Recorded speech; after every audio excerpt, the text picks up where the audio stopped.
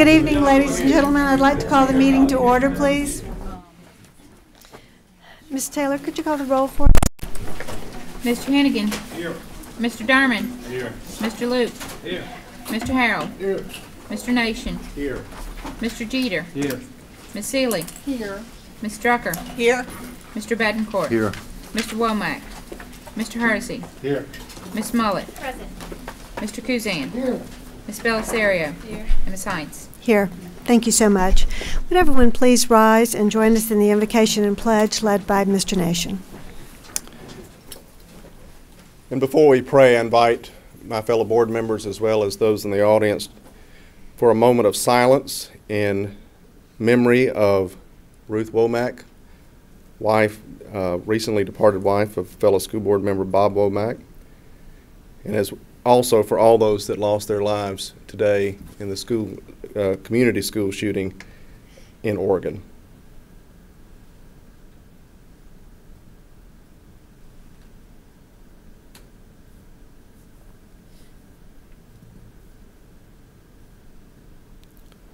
Let us pray. Almighty God, we begin tonight by remembering your beloved sons and daughters who have joined you this evening. We ask that you receive Ruth and all those that have lost their lives in Oregon into the arms of your mercy, into the blessed rest of everlasting peace, and into the glorious company of the saints in light. And now, Heavenly Father, send down upon us who hold office as members of the St. Tammany Parish School Board the spirit of wisdom, charity, and justice, that with steadfast purpose we may faithfully serve in our office to promote the well-being of the children, parents, and educators of this parish. This we pray in your name. Amen. Amen. I pledge allegiance to the flag of the United States of America and to the republic for which it stands, one nation, under God, indivisible, with liberty and justice for all. Thank you, Mr. Nation. I'd like to welcome everyone to our October 1st meeting this evening. Our first agenda item is persons requesting time on the agenda, and we had no one sign up for that, so we'll move right into approval of the minutes from the committee as a whole meeting held on September 3rd, 2015. Do I have a motion to accept those? I have a motion by Mr. Derman and a second by Mr. Loop. Do we have any comments from board members? Any comments from the public? All those in favor say aye. Aye. Opposed? Abstention from Mr. Nation. Thank you. All right, we'll move on to instruction. And our first report this evening is Maritime Pathway, and Ms. Stratterberger is here to give us that report. Good evening. Good evening.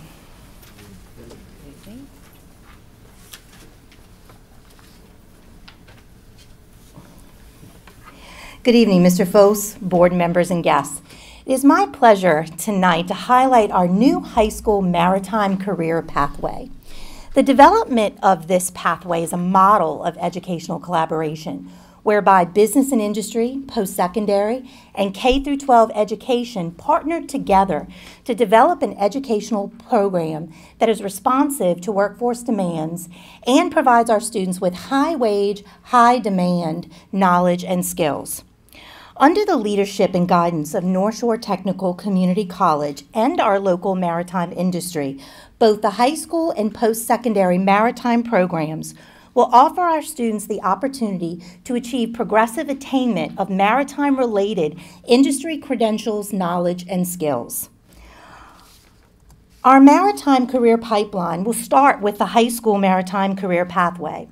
This pathway will allow students to explore careers in the maritime industry, take North Shore Technical Community College dual-enrolled courses that align directly to a maritime degree program, and earn credentials in maritime safety.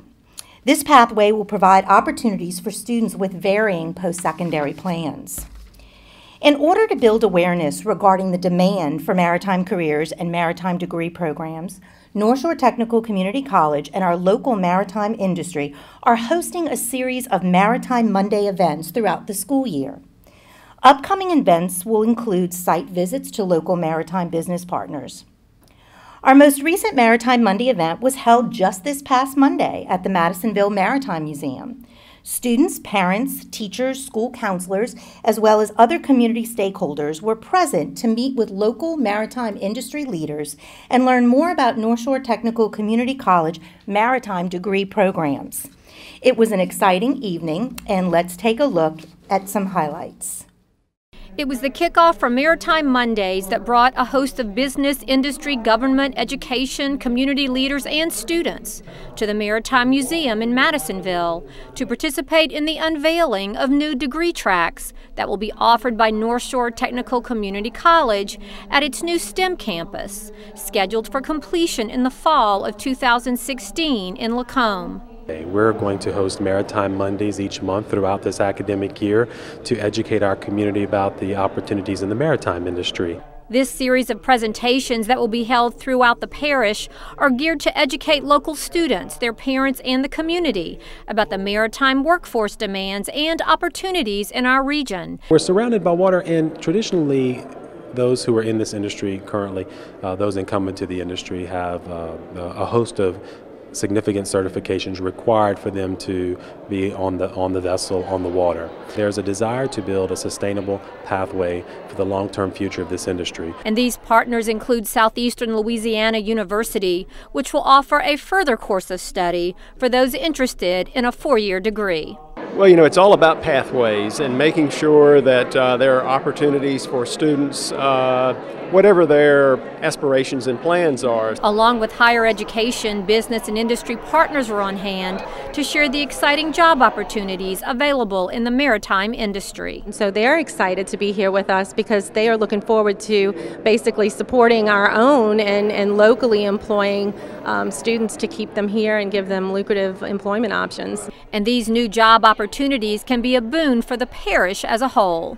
It will be something we can showcase when we're talking to people about bringing their businesses here, moving their headquarters here. When you see all the partners that are here, when you see parish government here, 4-year colleges, 2-year colleges, all working with the public school system, is certainly exciting.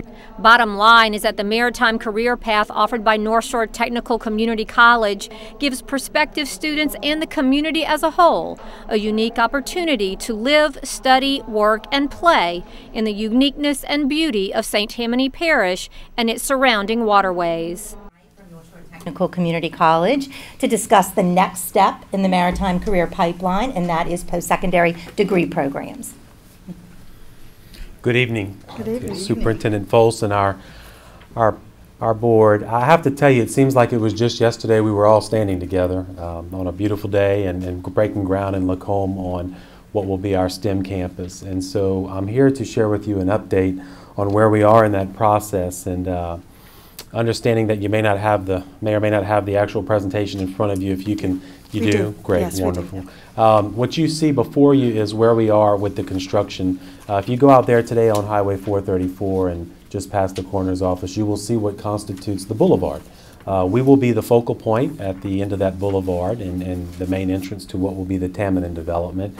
And what you see there is our 30,000 square foot STEM campus that is currently under construction. So we are closing out our contract with our design build team and anticipate the movement of dirt very soon. We are anticipating being in that facility 1 year from today. Those of you who've all been a part of construction projects, large scale, understand that that means that we will be in that facility. On what day of the week that will be, we cannot tell you right now. So I'm really excited about what's been put together, because when we came together for that groundbreaking, there was some very important work taking place as we work closely with the St. Tammany Parish School System in the construction of the career pathway for maritime through our Jumpstart initiative.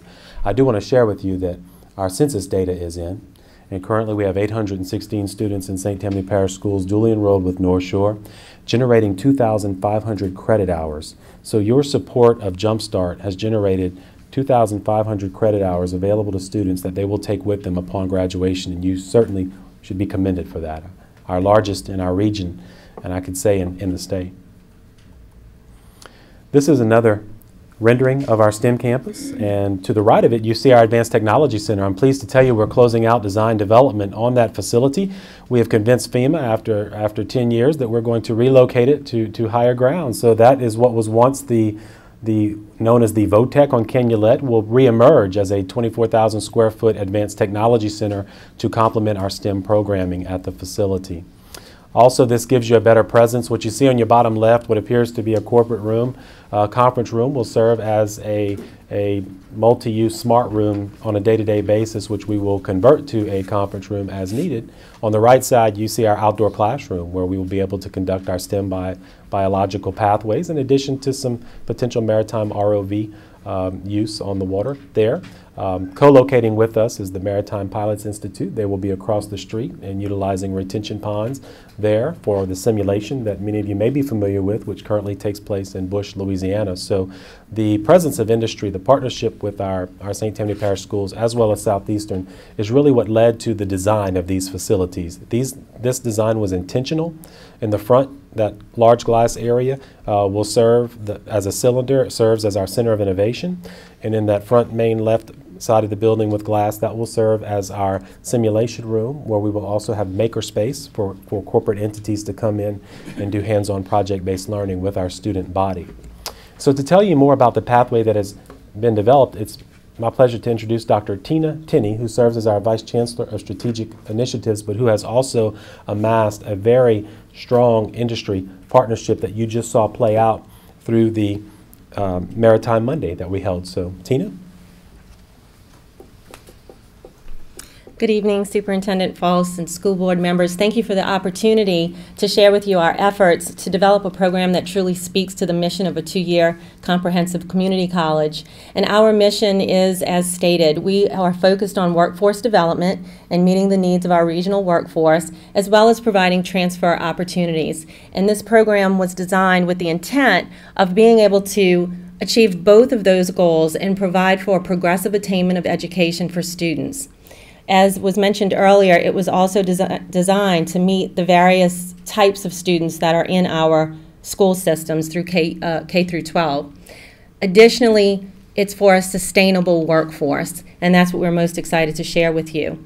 In terms of the evolution of this program, there's a timeline that shows that this was begun in 2013. This was not a program that was put together on our campus. It was done as the result of a regional workforce analysis, and then the program was designed due to a gap analysis. Looking at the regional workforce data, it was clearly obvious, which should have come as no surprise, that Louisiana has the maritime industry that is the #1 employer in the nation. And yet we were lacking in training opportunities and degree track pathways to meet those needs. We were also lacking in terms of a sustainable workforce. Rather than, as mentioned previously, industry-based certifications, this is an opportunity for a student to be introduced to a new type of maritime industry. It's very different than the way it looked 20 years ago. Get a degree track that allows them to get employment, and then if they choose to go on for a 4-year degree, have articulated coursework so that they can achieve a bachelor's degree and further.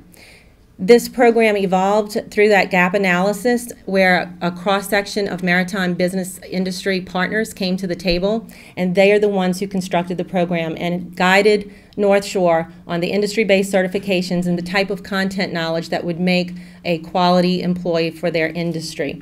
In May of 2015, it was submitted to the board, our LCTCS board, and it was approved. And in September, it was COE accredited. So we move forward now with awareness of the program and introducing, as Dr. Wainwright mentioned, a year-long academic exposure through Maritime Mondays with the K through 12 school system. So thank you for allowing us to have that opportunity of exposure. And there's no better way to explain the program to you than to have it resonate with the students. So I'd like to share with you some student stories. These students are not real. However, I think their stories will be connected to you as educators. So who does this program serve? I'd like you to meet Maria. Maria is a graduate of Covington High School. She's enrolled in a STEM academy. She's attended the Maritime Museum's ROV camp for a couple of summers. And Maria values her education and has plans to see the world, and she's interested in underwater robotics and ROVs. So what is Maria envisioning for her life? She wants a 4-year degree track. She wants to work on ROVs. She wants to travel. And she sees herself in the industry in a non-traditional role. She is our academic student. So North Shore would guide her through a program that introduces information for rigid study, robust types of curriculum. Elementary physics would be required as a natural science. She would get coursework, for example, in generators, transformers, programmable logic controls, automated systems. So it's a robust instructional curriculum. And now I'd like you to meet Ricky. And everyone knows Ricky. What are we going to do with this boy, Ricky, who is a graduate of Salmon High School? He's a good kid. He likes to hunt. He likes to fish. He wants to be on the water. He's a 4th-generation fisherman. Grew up trawling with his dad. Ricky hates math, but he loves money. What are we going to do with Ricky? So when we look at what Ricky has in mind, he's not even thinking about going on to college. If he does go to college, maybe a 2-year degree. He doesn't know where education fits for him. He sees himself working on the water. Maybe he'll join the military or the Coast Guard. And as he's passing in the marsh and in our estuaries, he sees these big boats, and maybe there's an opportunity for Ricky. So when Ricky comes to North Shore Technical, we would advise him for his track. Of course, give him placement testing. If he needs some foundational work, prepare him for a track for vessel operations. And that track would expose him to courses such as meteorology, radar, navigation, the types of skills and industry-based certifications that are embedded so that he is ready to step on a vessel with a TWIC card, Merchant Mariner credentials, Safe Gulf, Safe Land, and those kinds of credentials that make him a very strong candidate at one of our maritime companies. Both of these students, in order for it to be an associate degree, would also have some general education coursework that were very intentionally developed.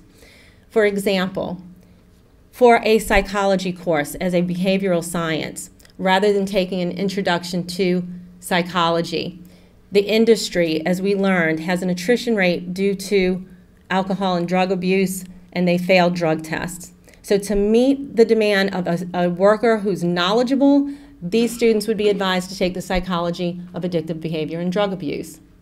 In terms of a history class, rather than Western civilization, we developed a course, and these students would be advised to take world history from the perspective of oil. And therefore, they have an understanding of how oil drives politics, society, government, and how it has affected our nation. So we are preparing these students so that they are well-rounded, they are able to meet industry needs, and they become a sustainable worker for that industry. As Dr. Wainwright mentioned, MPI has worked with us to craft that curriculum, and they will be co-locating with us at our site. They have the simulators and the type of equipment and supplies so that our students are able to get real-time knowledge to bring into their employment tracks. They are located here in downtown Covington, and they also have a man-modeled boat system where they can practice navigation. So it is a collaboration, and we have worked carefully to construct this curriculum, but we do have a host of industry partners.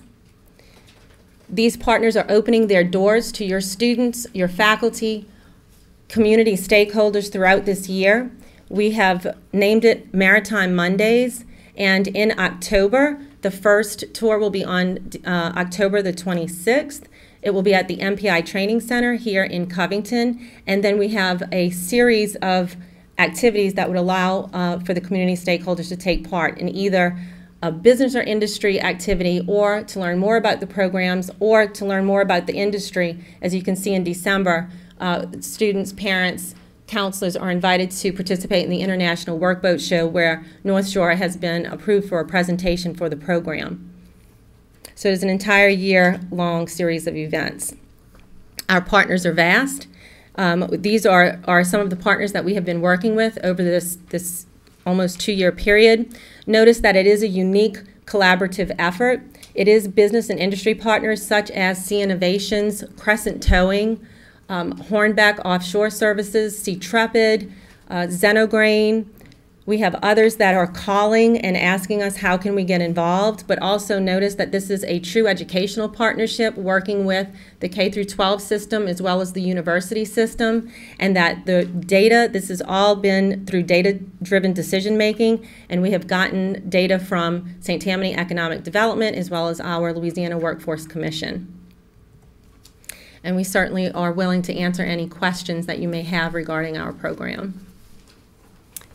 Thank you, Dr. Wainwright and Dr. Tenney. That was very interesting. Let's see if board members have questions. Mr. Betancourt? Thank you, Mrs. Hines. Would any of this, Dr. Wainwright, or would any of this curriculum lend itself to actually working on some of the production platforms in the oil industry and stuff out there, rather than just, driving or being a pilot, navigating and stuff? Yes, so what you will find through the curriculum and what we have right now is we have students currently enrolled in this curriculum on our existing campuses as we're constructing the campus in Lacombe, those campuses being in Hammond and Bogalusa and Greensburg and our temporary location in Slidell. They are enrolled in what is currently provided through our oil and gas curriculum. So they're currently taking hydraulics, pneumatics, machining, welding. They have opportunities to take those skills that could land them in an offshore production capacity if necessary. So there's a separate oil and gas curriculum, and what we've shared with you is the maritime pathway, but it provides for the flexibility, because the reality is, as many of our students, as you all know, partial way through the curriculum, they're exposed, and when they're exposed to a career opportunity, in many cases, the best thing happens. They change their mind and say, this is not exactly the way I want to go. So we save the taxpayers and their mamas and dads lots of money, and we make that shift and get them something relevant for them to be successful. Yeah. Thank you. Mr. Nation? Thank you, Mrs. Hines, and thank you all for coming tonight. And as one who's somewhat familiar with the maritime industry, I can't say how excited I am that this program is taking place and these partnerships are being forged. In terms of is there anything in y'all's curriculum to help these guys begin to deal with personal relationships? And what I mean by that, life on a towboat or life on an oil rig is, these guys and gals are away from their families, for months at a time, and that's one of the things I think surprises a lot of people when they go to work in the maritime field. Absolutely. Yes, I will speak to that, because it is in fact a culture. And that's one of the things that we want to expose our students to, is the culture of maritime. And one of our first courses that's required is the Introduction to the Maritime Industry Careers and Opportunities. And so they will be exposed to those types of lifestyle changes that are necessary early in the program. Internships are typically on the back end of a program, and at that point people have invested time and money, and they get into a setting and realize this isn't what I want. We're putting it on the front end so that they have an understanding of what their occupation looks like, so they can make an informed decision. Thank you. Not the least of which is learning how to wash clothes. Be surprised how many captains have to teach deckhands how to wash their first load of clothes. Mr. Durman. Thank you, Ms. Hines. I truly want to echo the other board members. This is pretty fascinating, to be honest with you, and I think the career opportunities are endless. I just wish they had something like this whenever I was in school, but it's very, with all of the opportunities that are coming up with the new port that's supposed to be built off the mouth of the Mississippi River, the opportunities are endless. So I really think, we're on the cutting edge, so to speak, and I thank y'all for all that y'all have done to help accelerate this program. So thank y'all.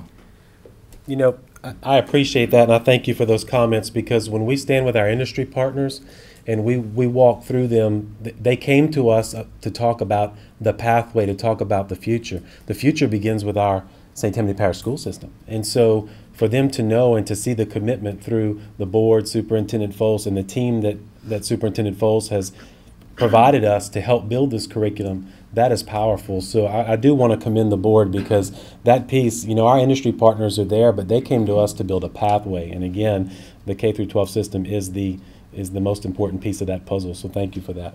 Appreciate it. Any other board members? Mr. Kuzan. If a student is not enrolled in St. Tammany Parish Schools, I know you say you had 816 students. Yeah. Can he get in the program? Yeah. And so if there's a student who's not in the St. Not Tammany, enrolled just- in St. Tammany Parish Schools. Absolutely. And so we're enrolling them on a daily basis. We have one young man we enrolled, Anderson Russell, who joined us. Anderson's story is he's worked offshore for the last 5 years, and he's decided he wants to look into the maritime industry for a career change. He wants to get off the rig and get into a dynamic industry. So we have them currently enrolled, and what we do is we enroll them in our existing programs at our campuses throughout this region that are offering the courses built within this curriculum. So those courses exist in other programs like welding, industrial maintenance, and diesel. So yes, anyone not a high school student can enroll with us. Mm-hmm. Yeah. And please spread that message. Thank you. I believe Mr. Betancourt has another comment he'd like to make. Yeah, Dr. Wainwright, you just brought up something interesting. If a young man or woman is working offshore on that 14-7, whatever, is there an opportunity for them to attend school? Yeah. I'm sure some things are online or whatnot, but with that being gone 2 weeks and stuff, they can still participate. Absolutely. Okay, And so the that's flexible scheduling, as well as hybrid instructional models, online delivery, all of those are being taken into account with the types of schedules that are conducive to someone who's in the industry. Because as Dr. Wainwright noted, we are developing a pipeline for sustainable. There are some incumbent workers who are interested in the program, so we want to meet those needs for the workforce and allow them to have that opportunity for a degree track as well. And absent of the pathway, the historical training method was a portfolio of industry-based certification with all the required certifications to get on the vessel and a high school diploma. And so what was lacking was the academic pathway. So what was designed allows for those incumbent to the industry to opt in and be a part of the progressive education attainment to advance within the industry. So while we've designed this to build a pathway for students, the reality is the intentional design also serves those incumbent to the industry to advance. It's fantastic. Thank you. And I would like to just simply add, it is a 2-year program. We've worked with Southeastern on a 4-year degree. We have 5 general education courses as necessary to meet the general education requirements for an associate degree. That's only 15 credit hours, but we've worked to craft in approximately a year and a half. It's not a perfect 2+2, but a student who goes to work and decides later that they would like a 4-year degree would have over a year and a half of credits to transfer to Southeastern toward a 4-year degree. Fantastic. Thank you all. Board members, if I could, I remember when we sat in that first group meeting and the people around the table, and this is something Mr. Hennigan, Mr. Harrell, and Mr. Nation, when he came on the board as well, has been really pushing us to do. And when we had all those people at the table for our first maritime meeting, it was an amazing group of people that were providing this opportunity to us and to be partners with us. And I know I'm biased, I'm sure I'm biased, but when you partner us with Will Wainwright in Technical College, and then John Crane, what he's done at Southeastern, I really can't think of a better 3 partners to make this happen than what we have. We're extremely blessed to have what Southeastern's done in spite of their cuts, what Will has done. I mean, for Will to pull off the funding for his building in last year's session was just amazing. So, I mean, I know we're with great people. And I was thinking when I was sitting in there the other day, I remembered, when Beth Lane was here a month ago or so, and we talked about the front end catching the kids. And so 2 months ago, we told you about what we're doing on the front end. And today, we're telling you what we're doing on the other end to make a difference. And it's a different world. And things that we did 5 years ago, 10 years ago, are certainly different than what we're trying now. And when you see what we did with the young ones and what we're doing now with these, and the opportunities are amazing. I mean, I'm someone that's born and raised in St. Tammany Parish, and I had no idea what some of the opportunities were for well-paying, very well insurance, benefits, all the things that go with that. So the opportunities are great, and this is a partnership that I think cannot be beat anywhere. and we're just proud to be a part of it, and we thank y'all for everything you've done with it. Thank you. Thank you so much for being here this evening. We appreciate your excellent report. Thank you, Ms. Strataberger. All right, we'll move on to our next report this evening, which is with Dr. Wagner, and it's the design team.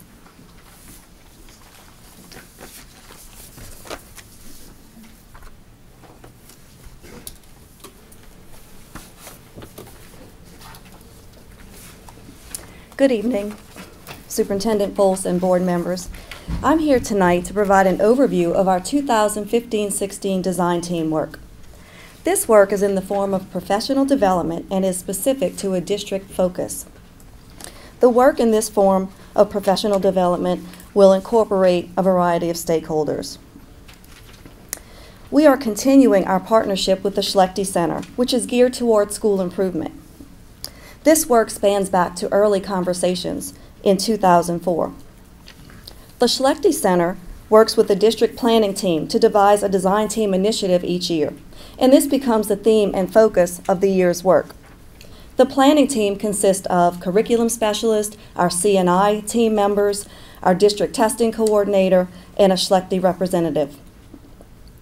Our affiliation with the Schlechte Center incorporates their expertise in the planning, development, and facilitating of professional development sessions. We chose to focus on the area of assessments for this year, as they directly correlate to instruction. Assessments are used throughout instruction in the formative fashion to gauge student comprehension, and in the summative form, at the culmination of instruction, to guide instructional decisions. This slide illustrates that our work is based on a continuum of our initial efforts with an ongoing focus. As a review, we strive to build capacity by producing results for customers, leading to a culture of improvement via strategically designed resources and a set of shared beliefs. The 5 working sessions will first engage teachers in content-rich discussion based upon selected readings from the book Classroom Assessment, What Teachers Need to Know. Second, provide hands-on experience for those teachers, which models the work that will be done back at the school sites. This is where the high-quality assessments items are going to be developed with the help of our curriculum specialists. And third, some training for redelivery at those school sites. The redelivery will happen in a variety of ways, including department meetings, whole faculty meetings, professional development days. There's also a homework component for design team members. Prior to each session, teachers have a pre-reading assignment from the book. This enables them to become familiar with the material, but also to engage in discussions with their colleagues back at the school site and possibly generate some questions and thoughts to contribute to discussions at the next meeting. The regional seminar will be held in January. We will be one of the participants, but attendance is also open to other districts.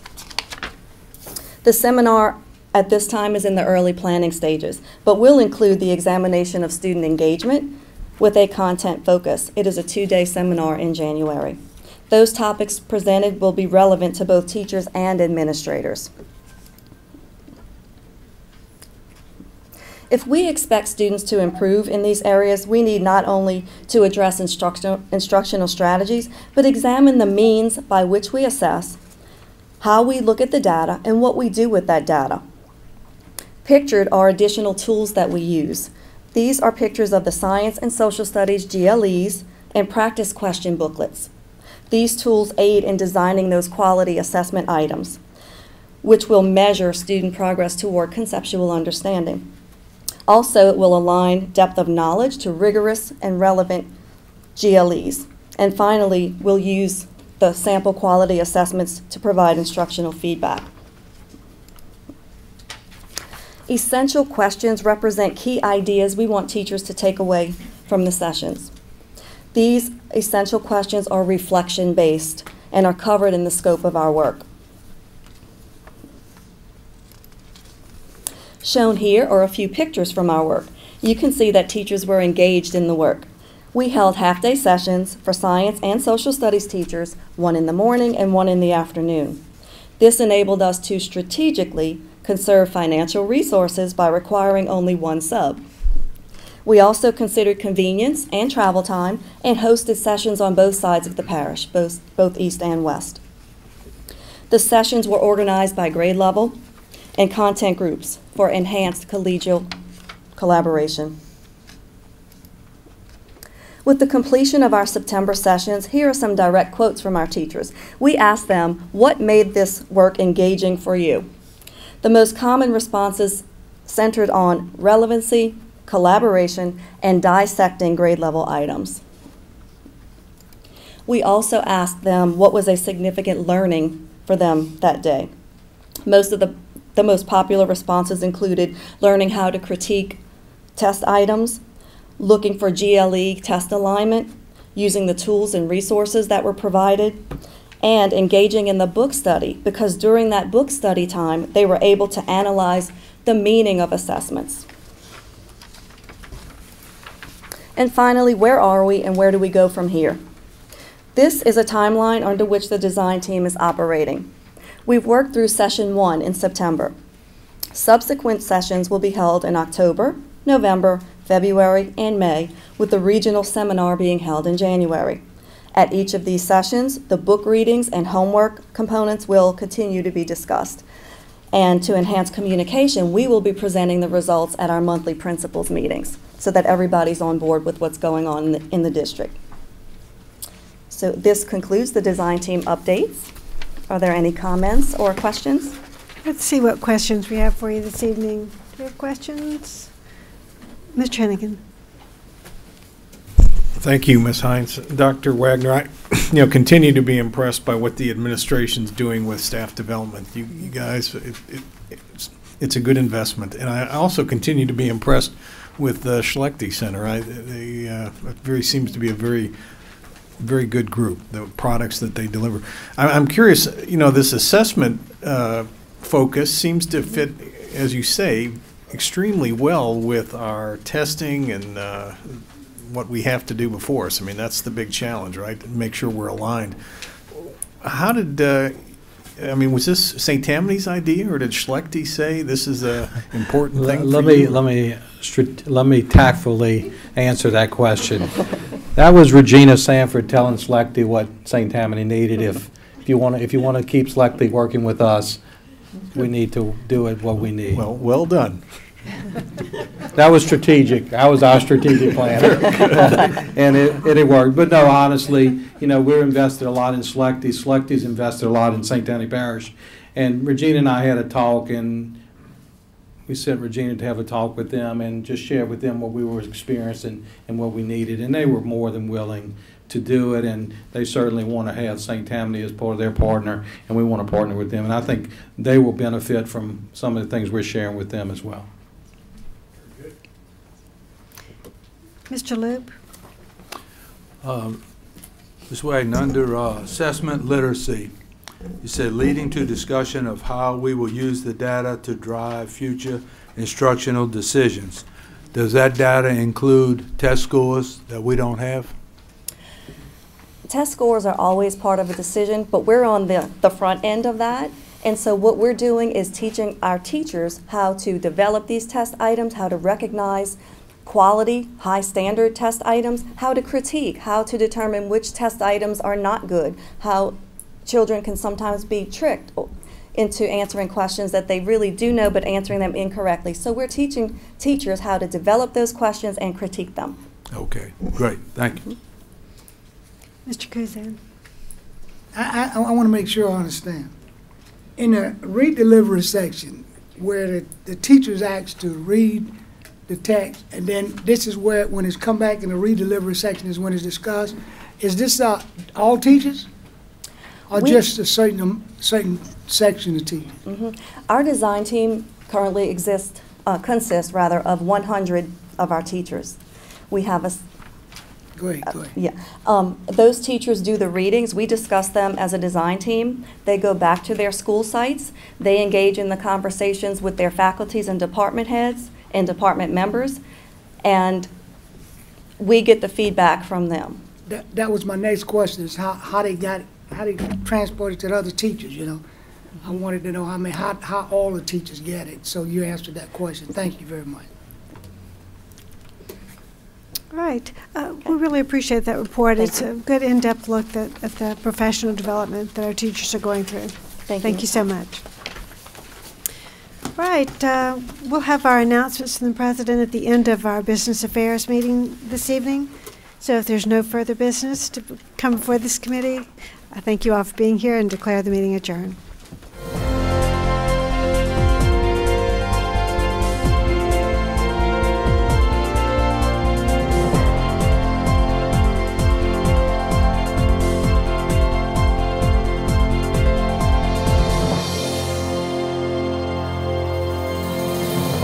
Okay, ladies and gentlemen, we're going to call the meeting to order for the committee as a whole meeting for Business Affairs Administrative for October 1st, 2015. Ms. Taylor, roll call, please. Mr. Derman. Here. Mr. Hennigan. Here. Mrs. Heinz. Here. Mr. Luke. Here. Mr. Harrell. Here. Mr. Nation. Here. Mr. Jeter. Here. Ms. Seeley. Here. Ms. Drucker. Here. Mr. Bettencourt. Here. Mr. Womack. Ms. Hursty. Here. Mr. Hursty. Ms. Mullet. Present. Mr. Kuzan. Here. Ms. Belsario. Here. Thank you, Ms. Taylor. We're going to dispense with the invocation and Pledge of Allegiance as that was done in our previous meeting. And there was no persons requesting time on our agenda. So we're going to move to item 4, which is approval of the minutes for the committee as a whole meeting held September 3rd, 2015. Do I have a motion, please? Moved by Ms. Seeley, seconded by Mr. Bettencourt. Any comments or questions from board members? From the public? Seeing none, all in favor say aye. Aye. Opposed? Abstain? So ordered. Item 5 is consideration of legal counsel, and I'm going to go to Mr. Foles. Thank you, Mr. Derman. Board members, as you recall, our board counsel, Mr. Patuzak, retired last December. Since that time, David Pittman, who had worked in Mr. Patuzak's office as an associate and handled many board and system issues, has served as board counsel. These months since Mr. Patuzak's retirement have allowed board members in our office and our staff the opportunity to work even more closely with David and his staff on a day-to-day basis as we have transitioned from Mr. Patuzak to Mr. Pittman. With that in mind, some members of the board felt it was time to take the appropriate action to formally select our board counsel, whether it be Mr. Pittman or someone else, and that is why you see consideration of legal counsel as an agenda item on tonight's committee as a whole agenda. Thank you, Mr. Foles. Ms. Heinz. Thank you, Mr. Derman. I'd like to make a motion to retain David Pittman as the board's legal counsel under the same principles that we're operating under now, including the hourly rate. In my opinion, Mr. Pittman has great expertise in handling school board matters. He's done a wonderful job for us. He's well respected in the community, and his staff has been very helpful. So at this time, I'd like to make a motion that we retain. Okay. All right. We're going to, Ms. Heinz has made a motion to continue with Mr. Pittman. I have a second from Ms. Mullet. And at this time, we're going to open it up for discussion from all the board members. And I'm going to ask that we open up the screen for selection for everybody to request speaking time so everybody can make whatever comments or whatever they wish to.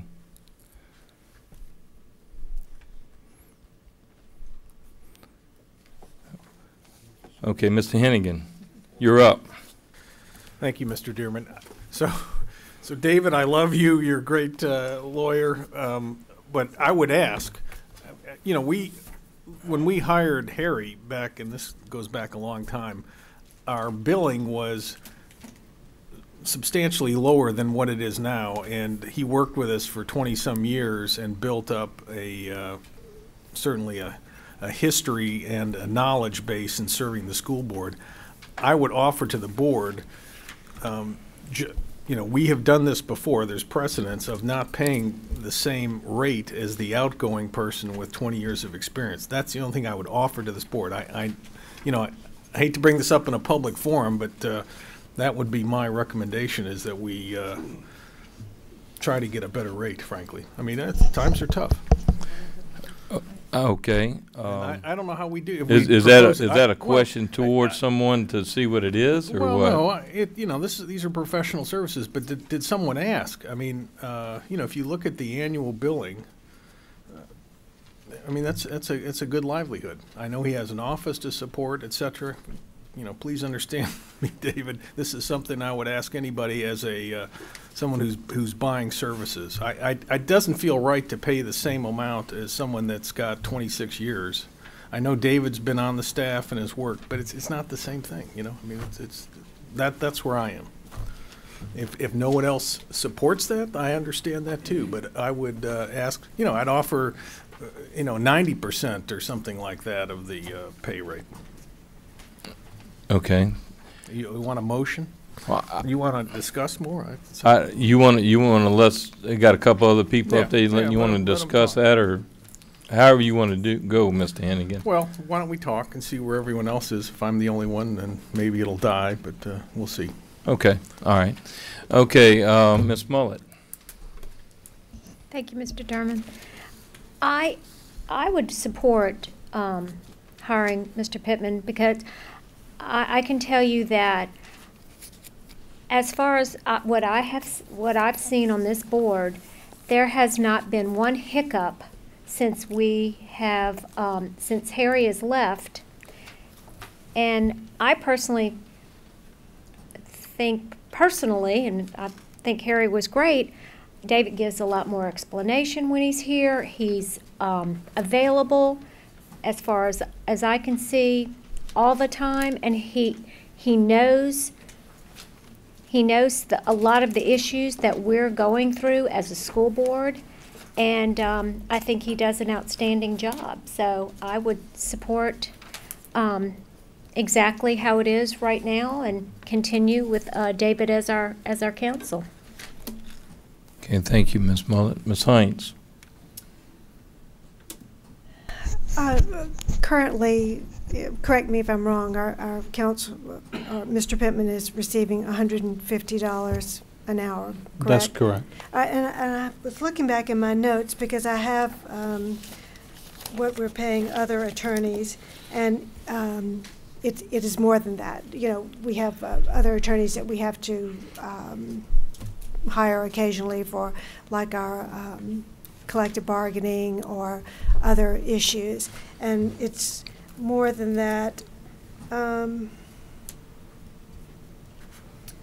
I'm seeing in my notes anywhere from $225. I don't see anyone lower than $150 an hour. And I know on a personal basis, the services I've used have been approximately $250 an hour. It's awkward to talk about money, but that's the rate that Mr. Pittman is being paid now, $150 an hour. I think for professional service, that's a good hourly rate. And that's my comment. Okay, thank you. Mr. Betancourt. Thank you, Mr. Derman. Yeah, I was under the understanding that this was sort of a, if you will, a discounted rate set forth. And then also, to my knowledge, for the last several years, David has been doing a lot of the stuff as he was employed, by Harry or whatever. But David had gotten more and more into our business and was handling a lot of it, which built up, some experience to the point where he is now. And I understand he's even learning how to be more tenacious when the calls for it. Because I heard that was an issue with someone a while back. But I'm pretty comfortable with what's set forth to retain Mr. Pittman. I think he'll do a good job for us. Thank you. Okay, thank you, Mr. Betancourt. Ms. Drucker. Thank you, Mr. Durman. You know, I've been on the board since January, and my background is in insurance and actually insurance defense. And the $150 an hour is really low based on, or fair, I should say, based on the industry average for insurance defense. And pretty much that's what he's doing. He's defending our workman's comp cases for us. And I think he's done a very good job. I think he's succinct in telling us what his opinions are and his advice on to settle and when not to settle. And his offers are very, very reasonable. I'm in favor of keeping David, Mr. Pittman, at the $150 an hour. Thank you. I assume you through? Yes. Yeah, okay. Mr. Jeter. Thank you, Mr. Dearman. I think the first thing that we need to decide is whether or not we're going to retain him as counsel, and when the rest of it comes up, it comes up. Certainly, I think he's done a great job, but I think first things first, let's decide whether or not we're going to retain him as counsel for this board. Thank you. Okay. Ms. Seeley. Thank you. This is more for the public. I'm all in favor of having Mr. Pittman as for our team also. However, the question that I would like to extend out is we're obviously not required to offer bids or contracts to the public for this position. No, ma'am. Okay. Thank you. Mr. Nation. Thank you, Mr. Durman. And thank you, Mr. Pittman, for all you do. And don't take this the wrong way. I wish you didn't have to do a lot of what you have to do. And that really probably is my overarching concern, and this is no reflection on you personally, it would be whoever's sitting in that position over there, is less about the hourly rate, which I tend to agree is a pretty reasonable rate for attorney's fees, but it's the number of hours that, unfortunately, if you understand what I mean, unfortunately, you're having to work. And so I know there's been some effort by the administration to begin to close out, some things that we're dealing with, and I hope that continues to be the case so that we shrink the amount of time that you're having to work on behalf of the school system. And certainly invite any comments on what I just said. Well, I agree with you. Some of it is workers' comp, but I don't want to mislead you into thinking that's the only thing that David does. Unfortunately, we deal with a lot of construction law. We have close to 6,000 employees and personnel issues and 38,000 students. So all those play into the work. I can assure you that Davis' bill, just like Mr. Petuzak's bill is reviewed by four people before it gets to me, and each and every one of us review each and every single hour that is spent billed to the school system. We have seen some reduction in the last months or so, and that's, we're continuing to work hard on that and make sure that we're certainly doing everything that we can to make sure that we don't spend any more than we have. But unfortunately, in the society that we live in, there's a lot of litigation that goes on. And, the people that probably work with David the closest are Mr. Jabbia, Ms. Tipton, myself. And I can tell you all three of us, because I've asked both of them, speak very highly of David and the work he does. I've also reached out to people in the legal community, and they are certainly very respectful of David's abilities and his demeanor and the way he represents the school system. And I don't want, because I know it's not true, I don't want David's personality to come across as not being firm or when he needs to step up and do the work for the school system. We've all been in cases where he's been able to do that without any problem, and he's a very good representative of our school system. If I could just share with you, because this came out from the Attorney General's office a year ago, these are Buddy Caldwell's Attorney General maximum hour fee schedule. And I think it's important for you to have this information. Maximum allowed by the law, by the Attorney General, is $225 an hour if you've been practicing law for 10 years or more. $175 an hour if you've been practicing law for 5 to 10 years, $150 an hour if you've been practicing law for 3 to 5 years, and $125 if you've been practicing for less than 3 years. And those rates are a year old, and those are the maximum allowed by the Attorney General's office. Thank you, Mr. Foltz. If I can, Mr. Derman, just two other quick questions for clarification. Is the rate that we pay, is it to the firm, or is it, I mean, is it, that covers all services attending to legal counsel, is that correct? We have Mr. Batuzak, we have a junior attorney, and then we have the clerical paralegal work at a lesser amount. Okay. All right. And that's standard for everyone that we use. And one last question. Mr. Pittman, are you now, you're on your own, right? Now you have your own firm? Okay. All right. Okay, thank you. Mr. Kuzan. Thank you. I support Mr. Pittman and at the rate that we're paying him. And I like that. Do we have a motion on the floor? Yes, sir, we do. I'd like to call for the question. Okay.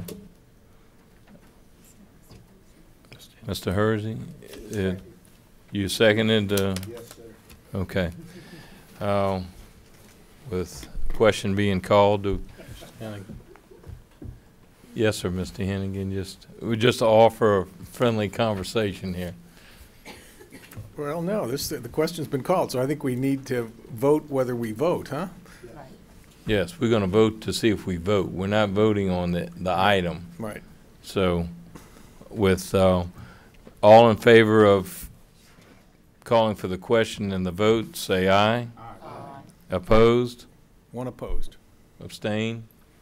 Okay, so we're gonna close the floor for discussion, and I got a question for whoever's parliamentary here.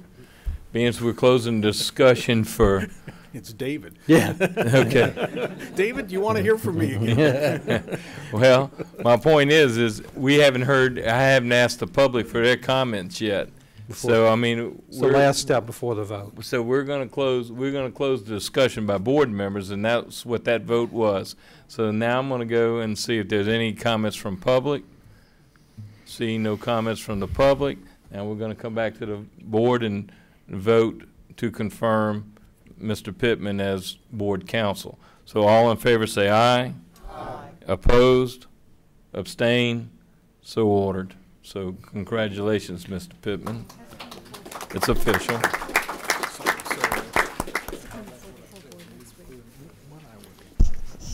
Mr. Jeter, you were right. Okay, so that item is completely finished. So we're going to move to item 6, which is administrative. Mr. Javier, our monthly maintenance and custodial report, sir. Yes, sir. That report is in your packet, and just to confirm, this is the last month that you will receive the printed copy. I think Mr. Luke conducted a survey and all agreed that you did not need that. You're still going to get it electronic. And Mr. Whatever his name is here, Wade, is here in case y'all have any questions. All right. Any questions from board members regarding our monthly and maintenance, our maintenance custodial report? Seeing none, Mr. Jabian. Yes, sir. Your risk management report is in your packet. Mr. Gaspard is here if you have any questions. Do we have any questions from Mr. Gaspar regarding our insurance risk management? Seeing none, our whatever. I meant to say risk management. C is our monthly transportation report, Mr. Javier. That packet is in your, that report is in your packet also. Mr. Alfonso is here to answer any questions. Also, we'd like to invite you to our in-service for our transportation department will be held this coming Friday, not tomorrow, a week from tomorrow at the Castine Center. We'll be starting at 8:30. All of you are welcome to attend if you would like. Okay, thank you. Any comments, questions, concerns from board members? Seeing none. Whoop, got one. Mr. Betancourt. Yeah, I wanted to ask Mr. Alfonso,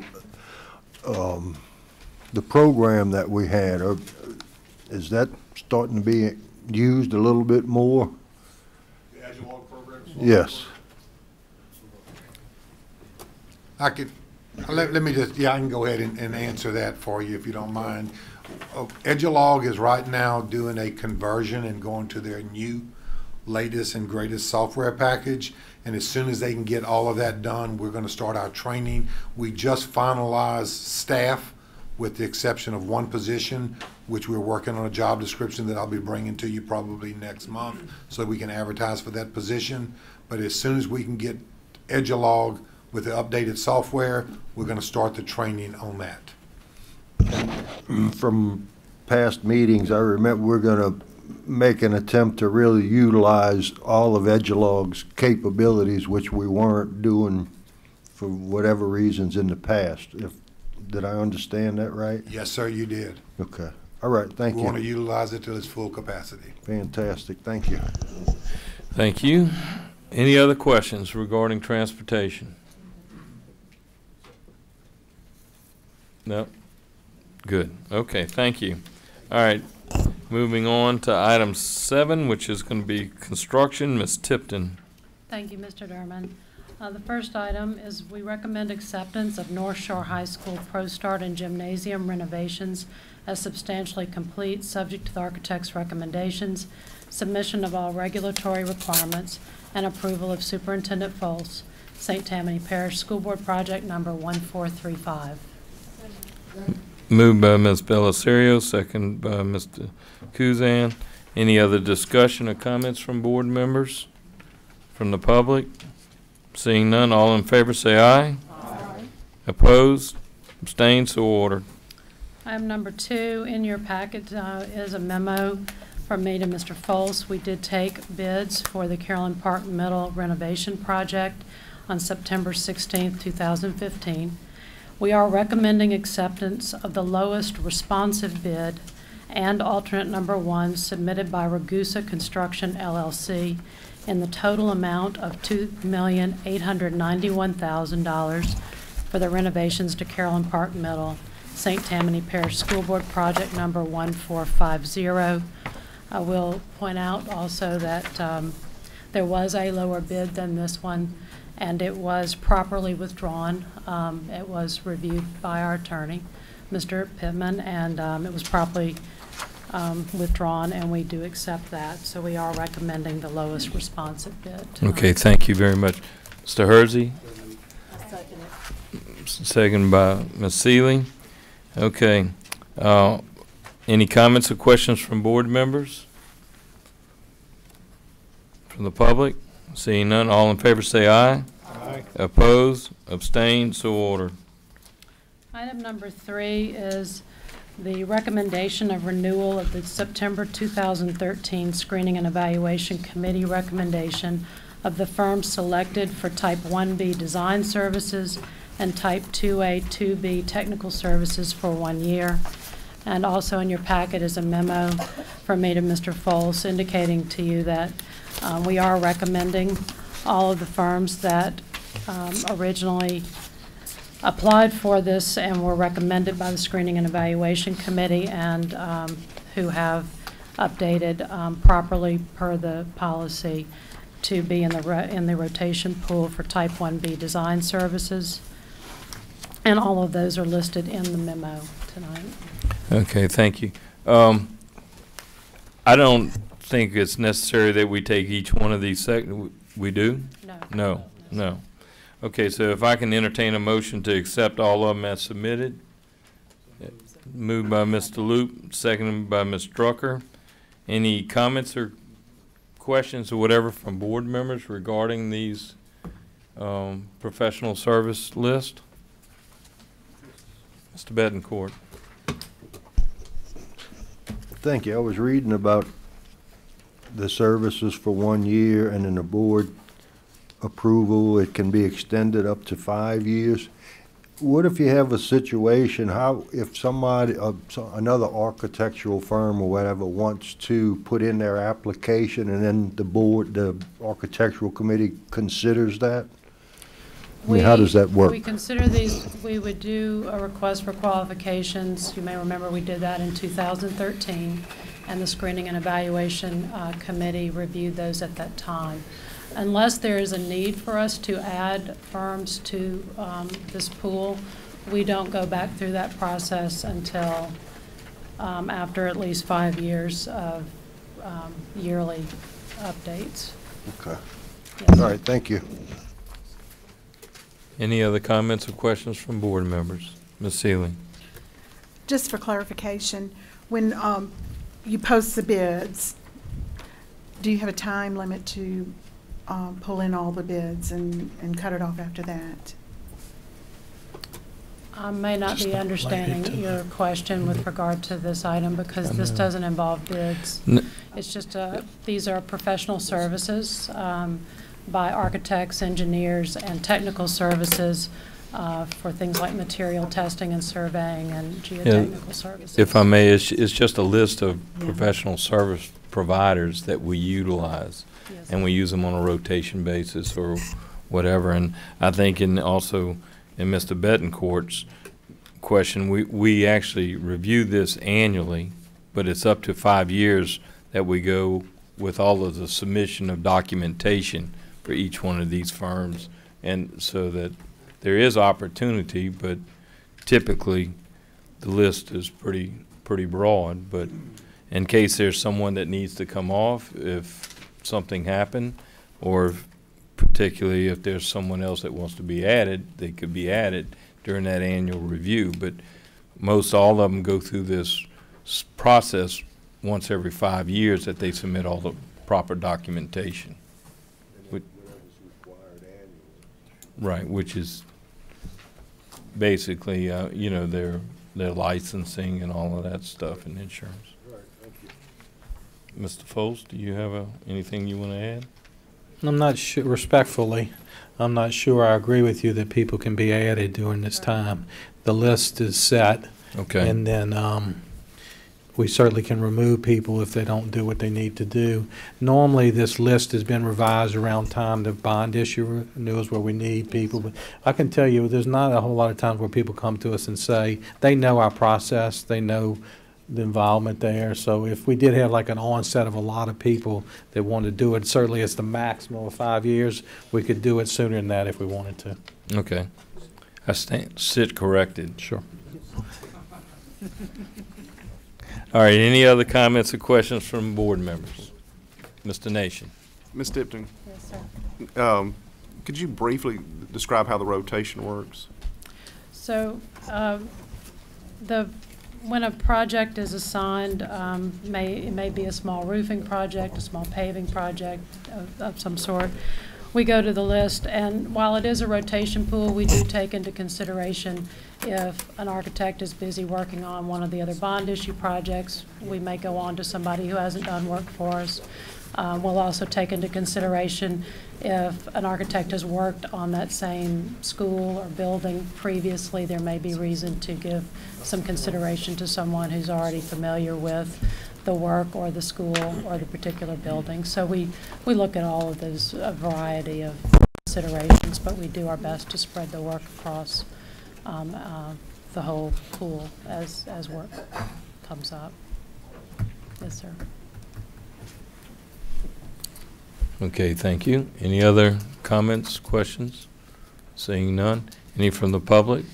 Seeing none. All in favor say aye. Aye. Opposed? Abstained? So ordered. Thank you. Ms. Tipton, our construction report.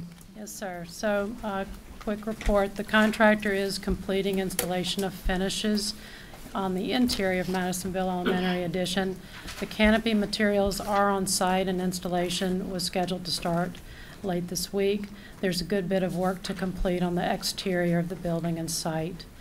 At Clearwood Junior Addition, the brickwork is progressing well and the window frames are being installed. At Chafuncton Middle, the contractor is installing masonry and stud walls on the first and second floors. At Pontchartrain Elementary, the second floor slab is poured and the roof trusses are being installed. Abney Elementary and Mandeville Elementary projects are progressing on their foundation work. The slab for Lyon Elementary was poured early Wednesday morning, and we appreciate the cooperation of the City of Covington as well as the parish in getting this concrete pour done overnight prior to school traffic and the start of the parish fair. The contractor is nearing completion with a temporary campus facility at Fontainebleau Junior High. The HVAC system replacement projects for Covington High, Slidell Junior, and Bonnie Cole are all on schedule. The gym floor installation is complete. The gym is being cleaned and will reopen next week at North Shore High. The design documents for Boyette Junior and Little Oak Middle Utilities project are scheduled to be submitted to DHH this week, and we are still moving through the process with the parish and the City of Slidell for land purchase and annexation. The contractor for Shataima Elementary Administration Building Addition has the building permit and is mobilizing on site over the parish fair holiday weekend. Bids were received for the Carolyn Park Middle School project, and we reviewed those tonight. The Pearl River High Renovations and Additions project is advertised for bids. The pre-bid meeting is scheduled for this next week. Architects for Slidell High, Mandeville Junior High, and North Shore High renovation projects are working on completing those documents. A meeting to review staff comments on the Mayfield Elementary Additions project was held last week. A review set of documents for additions to Lancaster Elementary School is being reviewed in our office and also has been submitted to the Fire Marshal and to DHH for their reviews. Okay, thank you very much. Any questions from board members regarding our construction projects? Ms. Seeley. I suppose now is the time for the bid question. Is there a time limit that you receive bids? Is there So by law, a deadline? There are stipulations about advertisements running 3 consecutive weeks, and that the bids may not be taken any sooner than 25 days after the day that it was advertised in the paper. On large renovation projects such as Pearl River High, we are allowing some more time because it's a lot for contractors to estimate and take in all of those documents. So we do have a bid date set for late in October, and we expect to bring these to the November meeting.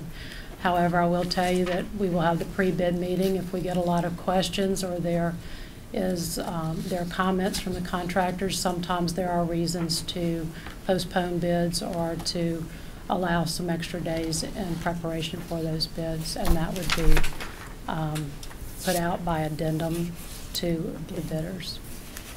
Thank you. Yes, ma'am. Thank you, Ms. Tipton. Any other? I'm sorry, Ms. Drucker. Ms. Tipton, I was reading for the Madisonville Elementary, the new classroom building. I noticed that we've got a leak in room 109. Has it been rectified? They are addressing that, yes, ma'am. The roofers to be on site. Okay. You see it's a big problem, or is it? No, ma'am. Okay. And what's the projection to actually move in?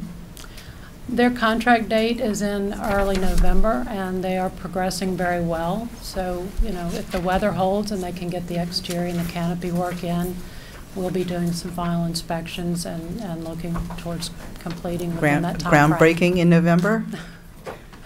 So it is on schedule, and it looks good right now for them to finish up in this next month or so. Okay. Thank you. Thank you. Any other questions? Seeing none, Ms. Tipton, thank you for your reports on all of these items. Thank you. Moving to item 8, which is business affairs. Ms. Prevost, our monthly purchasing report. The monthly purchasing report is in your packets, and Mr. Stevens is here to answer any questions you may have. Any questions for Ms. Stevens regarding the purchasing? Seeing none, we're going to move on to item 9, which is announcements from the president. Mr. Luke. Thank you, Mr. Durham. The schools and offices will be closed on Friday, October 2nd for the Parish Fair holiday. A reception honoring the 2015-2016 Principals of the Year and the 2015-2016 Teachers of the Year will be held next Thursday, October 8th at 6 p.m. prior to the board meeting. The regularly scheduled board meeting will begin at 7 p.m. Please check your packets for the small group meeting dates. We need to get those turned back into Mr. Folse's office as soon as we can, because it's later this month. Thank you. Thank you, Mr. Luke. Just for everybody's awareness, the opening of the fair ceremonies is tomorrow, like Mr. Luke said. So if y'all can attend, have a good time at the fair and get a hot dog or a chili dog or something. All right, we're adjourned. Thank y'all. Good evening.